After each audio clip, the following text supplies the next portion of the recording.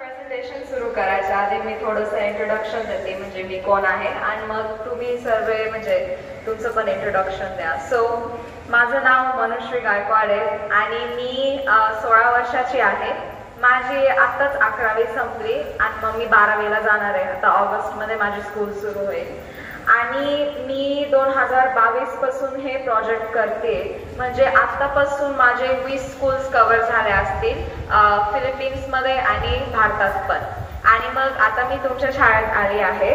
आणि याच्या मागचं कारण असं होतं कारण की मी 11 वर्षाची असताना मला माझी पहिली मासिक पाळी आली होती आणि तेव्हा माझ्यावरती काही बंधनं होतं, जसं की तू तुझ्या भावाला ह्याबद्दल सांगू नको किंवा तू मंदिरात जाऊ नको.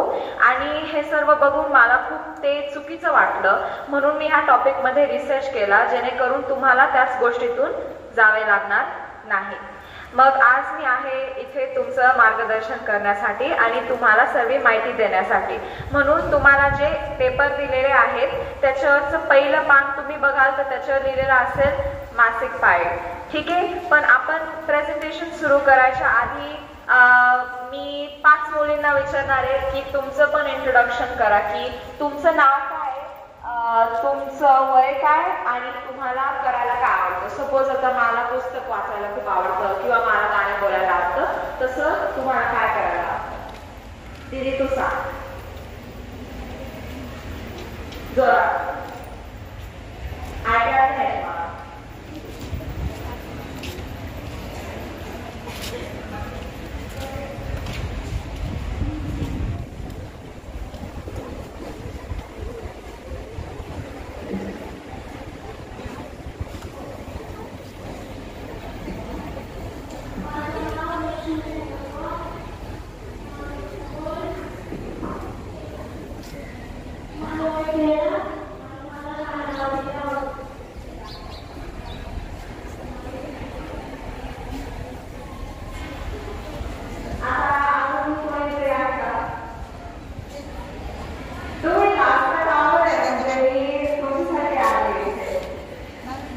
खुशबू कुठे? खुशबू खुशबू हिच्यानंतर जा.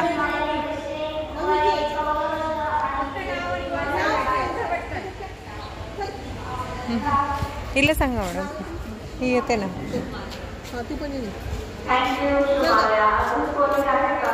खुशबू जा जा जा जा जा.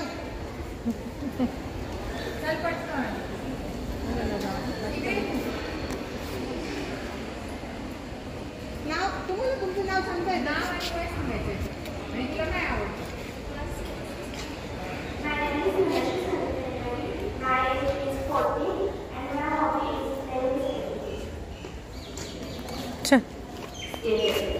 ये तू पण यायच्या नंतर ये ना.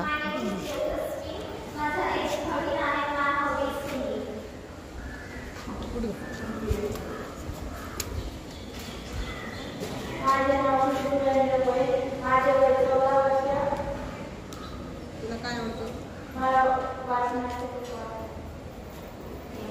आता तुम्हाला सगळ्यांना वेगवेगळे गोष्टी आवडतात. सपोज लक्ष्मी असतील करायला. मग मी हे तुम्हाला सगळ्यांना सर्क्युलेट कर. याचे जे 2 बटन दिसतात ना तुम्हाला, ते बटन आपण आपल्या अंडरवेअरला कळालं का आता? आणि जसे ती अंडी मोठी होत चालते तसे जेव्हा आपला 14th डे येतो म्हणजे 14 मासिक पाळीच्या 14व्या दिवशी काय होतं की एक अंडाशय एक अंडी सोडतं. सामान्य आहे, कारण की ते आपल्या शरीरामध्ये जे रासायनिक बदल होता मासिक पाळीच्या वेळेस त्याच्यामुळेच होत असते.